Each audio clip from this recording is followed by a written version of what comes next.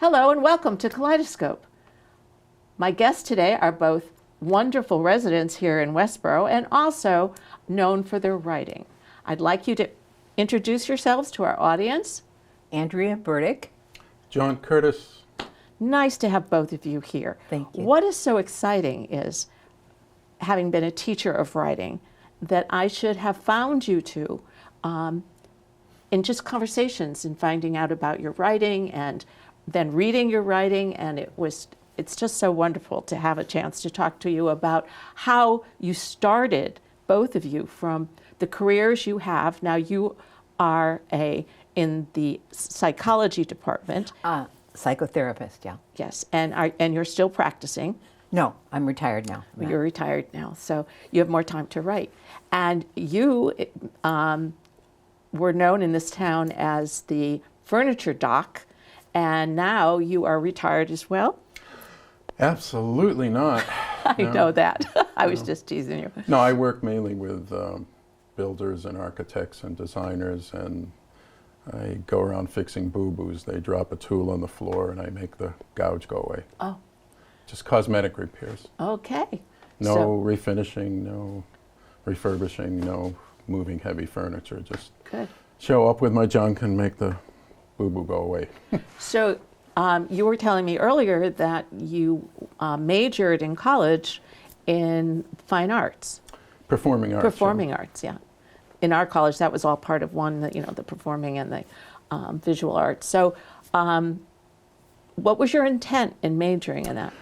My intent was I wanted to be a history major, and I took a course with the head of the department. Number one, I found out that my high school history teacher was a better teacher than he was, and number two, I went to the book annex and I bought all the books he required and put them on the floor. They came up to my waist, and I guess I was dyslexic, and I almost started crying. I just said, I can't do this. So a kid on my floor, Larry, was going to audition for a play. You know, he was always going to be a theater major, and he said, well, why don't you come on down? And and I actually was a college athlete. You wouldn't know what to look at me, but but I could move, and I was cast in as Geronimo in Arthur Coppett's Indians at UMass Amherst. And from there, it was something I could do, and my reading load was pretty small. Yeah. Well, your memory had to be very sharp, so that's a trait you must have. Now, you work in the therapy side, and so where did the writing start?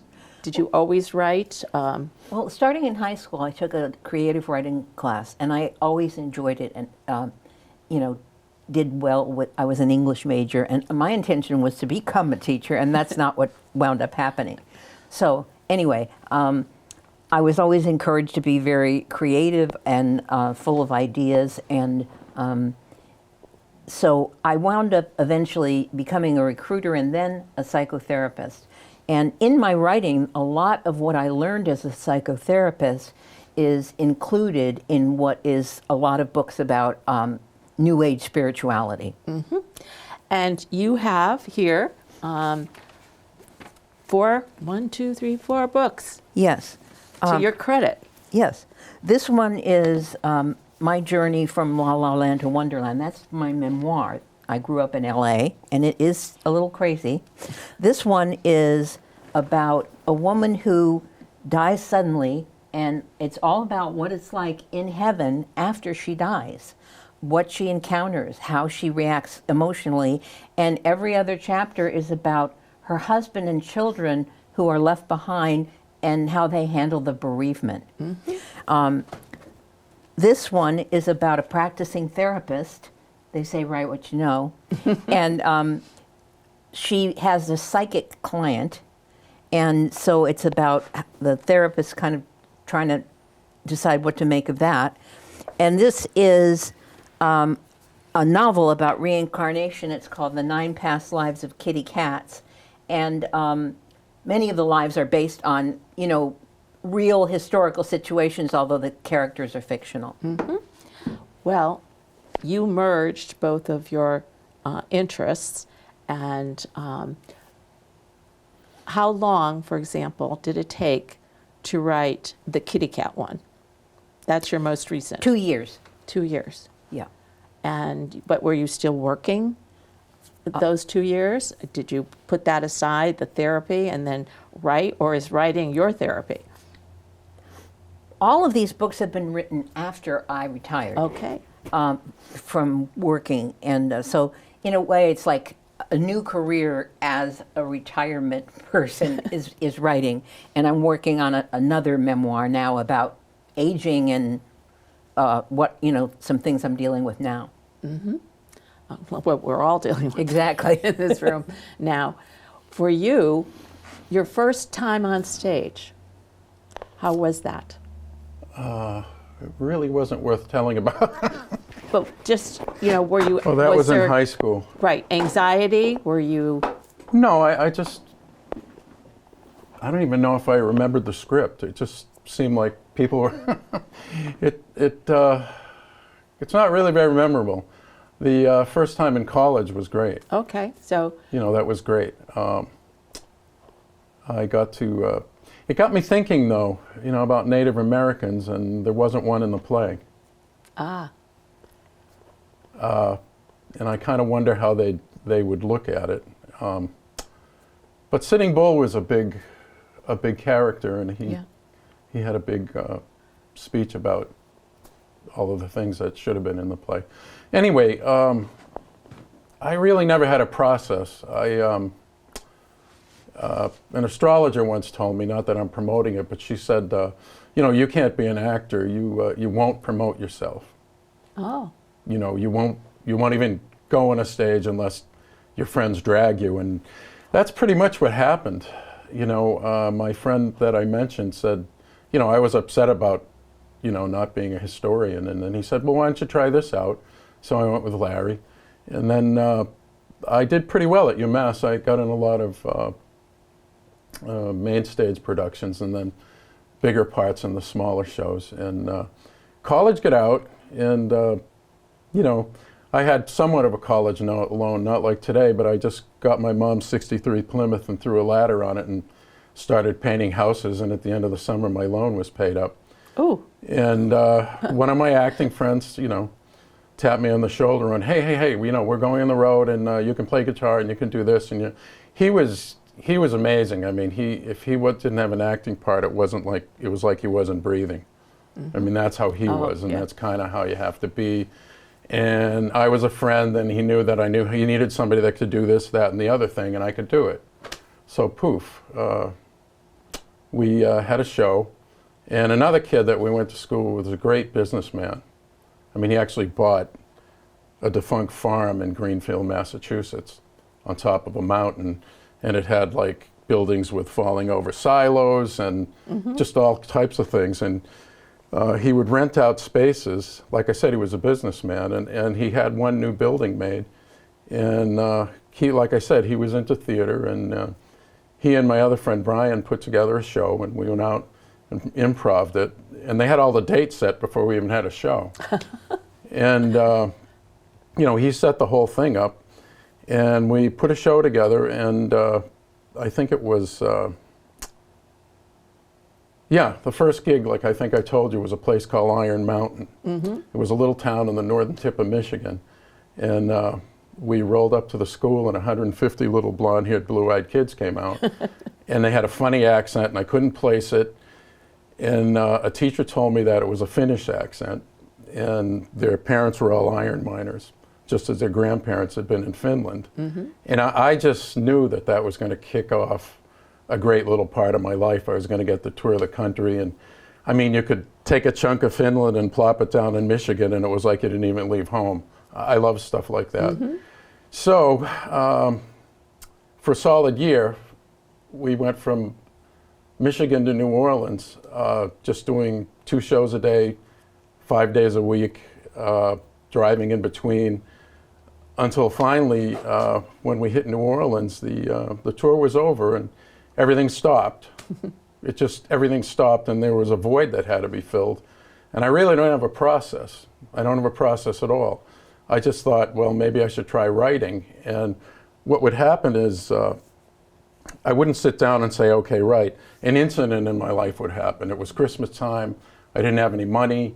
I was in the only department store that was in town. It was Caldor's, it was called. Yeah. That's where Staples is today in Westboro. And I was in line at the cashier, and I barely had enough money to buy what I had in my hands, and I had 5 more gifts to buy. And in those days, you know, people were really grappling with it. Now it's insane, but in those days, people would go, "Do you think Christmas is becoming too commercial?" People actually used to say that. Yeah. Now there are ads with brand new automobiles and bows over them, and they're buying little Trixie a car for Christmas, and I'm like, so it's just basically gone into a whole other level. But anyway, I think, excuse me, I don't exactly remember what happened, and I was really perplexed. I mean, I had 5 gifts. I had Uncle Ollie and my mom, and I just didn't have any money left, and I didn't have a credit card. And I think what happened was I went out to the parking lot and got in the 1970 purple Dodge Dart Swinger that I borrowed from my mother, drove home, and I probably borrowed money from my mother to go buy her a Christmas present. Oh. So what came out of that was a story called Christmas Morn. Mm-hmm.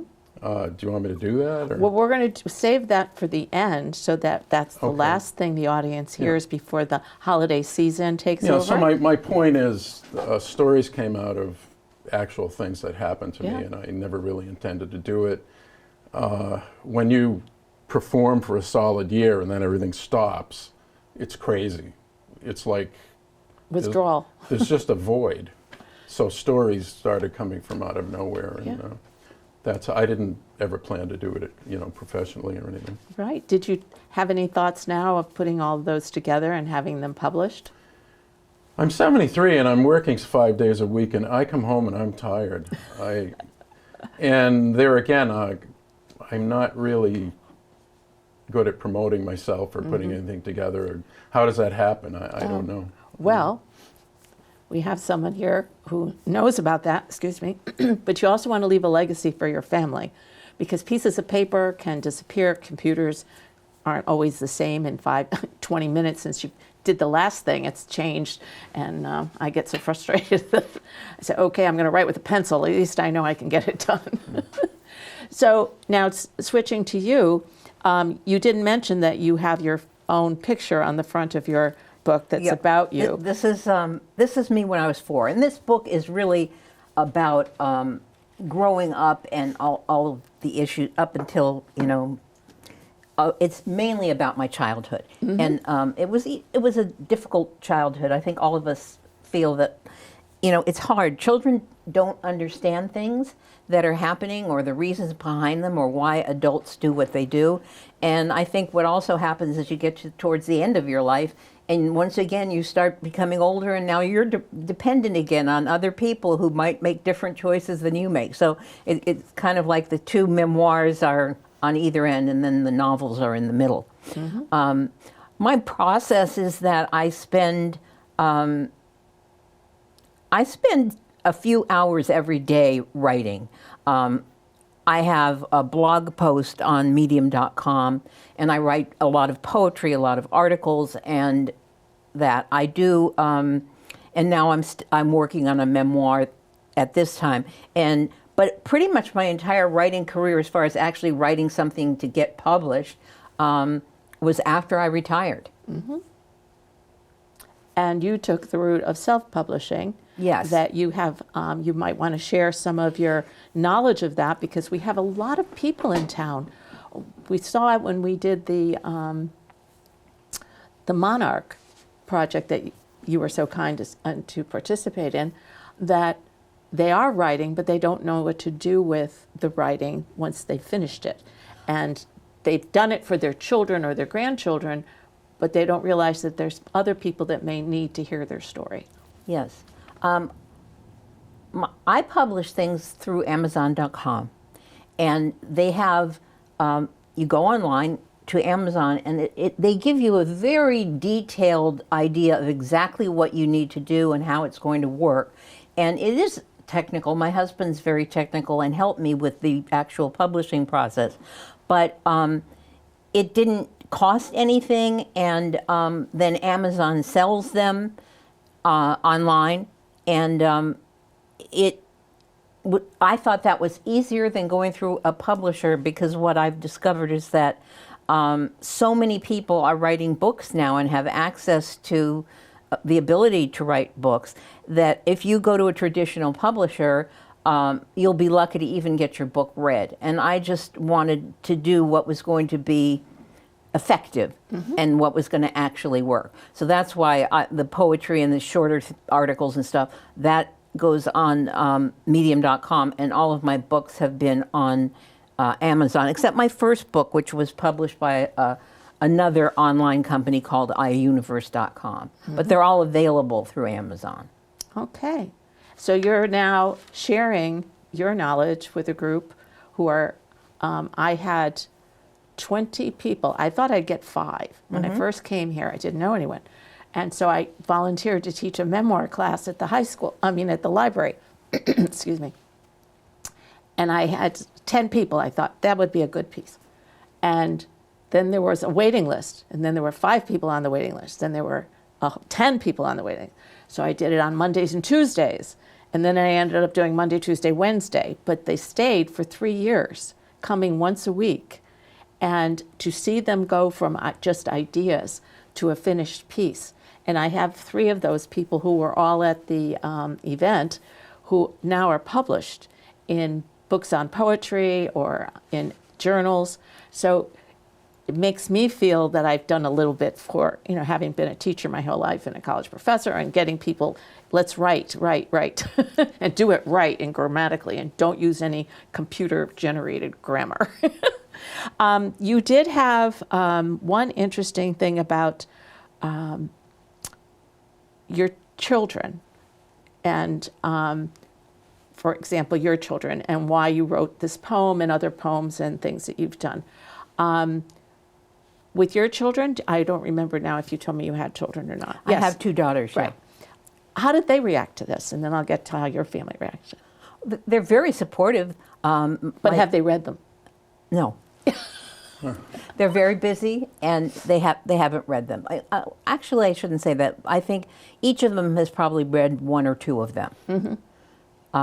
But they don't live nearby, and they're not. They're very supportive. I don't know how else to put it. They're not involved because Distance and yeah. But these will be cherished in the future. I know. I think with almost anything you write, one of the things, I'm very into the idea of legacy. Even after I pass away, the book doesn't die. Right. So that anything I wrote is still out there. And that, I think the idea of having a legacy, many of these are filled with stories about my life and what it was like for me, or what it was like going through the pandemic, or what it was like going through being a hippie at UC Berkeley, or any of the things that happened in my life. And then also talking about a lot of the aspects of psychotherapy, of coming to know yourself and understand yourself, and not be harsh in self-judgment, which I think a lot of people are, especially women. So, I think of it as educating too. That's as close as I got to a teacher, is through my writing. Oh, good. Well, that's the best way. Now, in your family, how did they react to your experiences? You had a wonderful crowd that came to hear you do your and you're going to share it later with the audience, your poem. Are they typically supportive, or is it, oh, Dad, Grandpa wrote something else, Dad did this? How did they react to your? Well, my family's really tight. I mean, there's really a lot of love and closeness. I don't think my son ever heard that poem until I started to memorize it for your program. I would do it in front of different people like I said, when I tried memorizing, it was like bouncing words off a stone. Just nothing would stick. And I would stop and pull aside in a rest area on my way home from work and just try to remember it. So when I first did it for my son and his girlfriend, I could tell he'd never heard it before.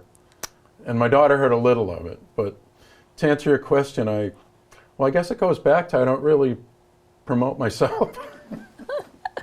Well, perhaps I can keep working on you to promote yourself because There you you go. have, There you I mean, go. you promoted yourself as a businessman. Actually, I don't. It's all word of mouth. Well, that's a way of your good work and your ethical work. Well, I think that's kind of how I promote myself. Yeah. So keep that in mind when you're promoting your writing. Yeah, and my friend looked at my website and he got back to me and and he said, John, there's all these grammatic, and he rewrote the whole thing with correcting all my mistakes, English mistakes and literature. And I never even changed it. It's the pictures. You know, if you look at it before and after, Yeah. oh, this guy knows what he's doing. Yeah, I know. And that's how I got Sometimes my work. perfect grammar is not authentic. And so if you're writing something to tell somebody about who you are, you don't want it to look like an alien machine did it for you. You know what happened? I told you I was dyslexic. Oh, yes. And I all of a sudden was faced with college, and it was also the Vietnam period. Mm-hmm. You know, I really wasn't mature enough to even know what I thought of Vietnam, but I knew I didn't want to be there. And I mean, my heart goes out to those guys. But it was a real serious thing, and I was able to go to college. And it's odd. When you're dyslexic, you know, I thought I was smart enough, but I just didn't know Oh, yes. how to do whatever they were doing to learn. And I graduated cum laude, and I said to myself, hey, I'm done with this. I am not doing it anymore. This isn't me. And I started a painting company, and I did have some acting things. You know, I did have some pretty good stuff going. I don't really want to talk about it now. No. It wasn't kid stuff, but Yeah. I kind of would go with the flow. Yeah. You know, when Well, we're kindred spirits Yeah. because I'm dyslexic. And it's the reason I have people introduce themselves because I look at their names and they all just move around in different places. So it's easier. And I made a lot of friends in college, and I did do a number of shows, and it was a hippie period. Mm-hmm. And that farm that my friend bought, it was on top of a mountain. He named it Clown Mountain. And it was a real kind of hippie but business thing. Mm-hmm. You know, I walked out, the big houses where Mark lived, and there were all different buildings, and I walked out to go to a rehearsal, and there was this one falling down building with a crooked silo, and all of these people were coming out crying. And I said, Mark, what's going on? He says, oh, well, I rent that. They do scream therapy. Oh. Is that still around? I think that's passé, but Okay, there's still plenty of people screaming. No, that's good. Like I said, he just had this whole array of people that rented this building for that, and these people did that, and other people lived in buildings, No. and it was called Clown Mountain, and it's still there. Well, It's still there today. I'm hoping that we can, those of us who are writers or want to be writers in Westboro, because I seem to have found a great many people just by, this was capricious meeting the two of you and by word of mouth from other people. And then we found out that, we have so much in common, she and I, and then you and I, about how we see the world. And I had a little bit tougher. I had nuns. And in those days, they thought I was possessed by the devil. So I had to go stand in the closet till it ended. And of course, you know that you never get over being dyslexic. And so My wife's nuns, they made them kneel on rice. So I Yeah. know a little about that. yes, so I've learned to be a very open and caring teacher. Well, now we have the wonderful surprise about your poetry, and because we couldn't read the whole books here today, but I plan to read the kitty cat one. I just think that sounds like a really good one. So if you would like to take your poem Thank and you. tell us a little bit about where the inspiration came from. Well, all of what I write, other than the memoirs, is about spirituality. So this is basically about Christmas, but all holidays, and how everyone in all religions, comes under the same, God loves everybody Yep. type of thing. All right. It's called Light Source. The days are short and the nights are long. We sing a tender Christmas song. Silent night, holy night, all is calm, all is bright. We turn to Source, who brings us light. I'm so excited when I see bright colors on the Christmas tree. Enlightenment, it seems to me, is light inside infinity. See glowing lights on the menorah. Joyfully we dance the hora. Our source of love that always shines, remembering true love divine. Turn on your heart lights, one and all. Can you hear the angels call? We are the light illuminating. We are the souls God's been creating. Every day light helps us see nature's peace and purity. Even in lonely desperation, breath brings us life through respiration. We understand with heart and mind that love finds us when we're most kind. Mother, father, sister, brother, we serve God when we love one another. We're born from Source. We learn and grow. We've come to understand and know both our purpose and our meaning. Light speeds from Source to us, careening. And in the journey of our life, we learn from every stress and strife. We strengthen spirit and our soul, with authenticity, our goal. And then, though time may dim our light, be brave enough to banish fright. We find that love will never end. Back to Source light will ascend. Twinkle, twinkle, little star, we all wondered who we are. Up above the world so high, we are the diamonds in the sky. Thank you so much. That was wonderful. Okay, now we're going to go to John here and take a deep breath. And Try to get the... to answer a question, I could tell my son I don't think I'd ever heard this poem, and what made me just feel great was he liked it. oh, that's That's wonderful. the thing I most remember. I just went, wow. So anyway, like I said, I was doing my Christmas shopping, ran out of money, and I really thought Christmas was getting too commercial. And I think my family background played into it too. There were 7 kids. Oh, yeah. And it was great though. At times it got crazy.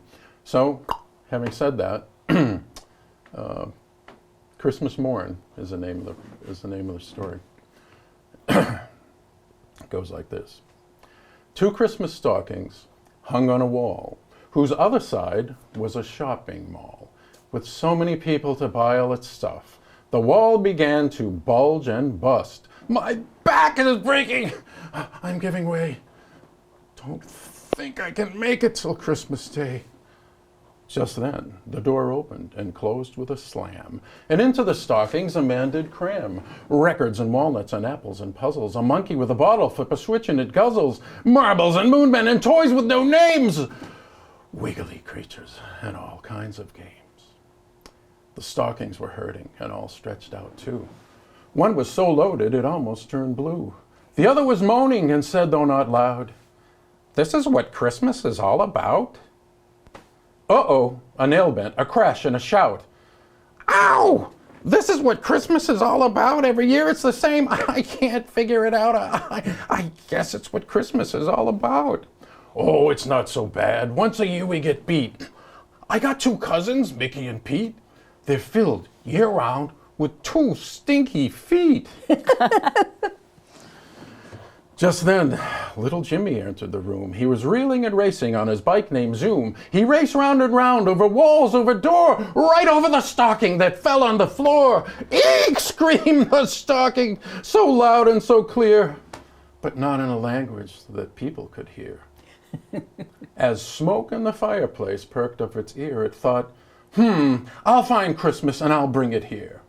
So up the chimney the smoke did flow, and it hopped on some wind and away it did go, high over rooftop and shopping mall, looking for Christmas through gentle snowfall, all through the streets and all through the town, high up on hills and under the ground, peeping through windows from attic to basement, Smoke even looked places where no people things went.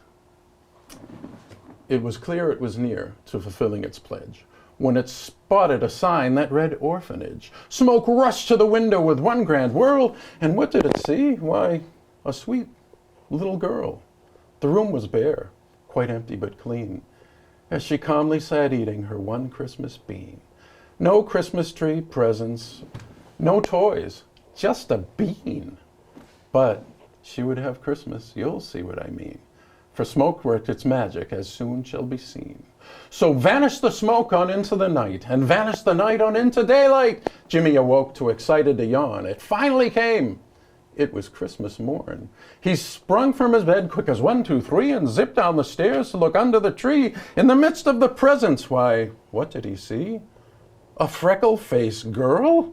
Oh gosh, golly, gee. A present, Jimmy, a present is me. She chattered away, she was only 3. There was talk of a fire, it had taken her home, and how they'd share Christmas so she'd not be alone. But when Jimmy heard that soon she must go, he thought for a second and then cried out, "No! Can we keep her, please, Mother? I want a baby sister." Mother thought for a bit, picked her up, and she kissed her. Jimmy jumped up and he danced round and round. Let's call her let's call her Lulu. How does that sound? Lulu was happy as happy could be. She knew she had a real family, complete with a dog, a father, and mother. But the best thing of all was she had a big brother. Something had answered the stocking's prayer. Christmas was really quite in the air. So stay happy, children. No need to despair. I tell you, there really is magic out there. It's deep down inside you, and heavens above, it's magic that comes from a thing we call love. Well, That's thank you wonderful. too, both of you. Those were so moving. I mean, just lovely. And what a way to end the program and to begin the holiday season where we hope love and kindness will be more than the $ and the cha-ching of the cash registers. So thank you so much and have a wonderful new year. Thank you for joining us. I'll see you next year.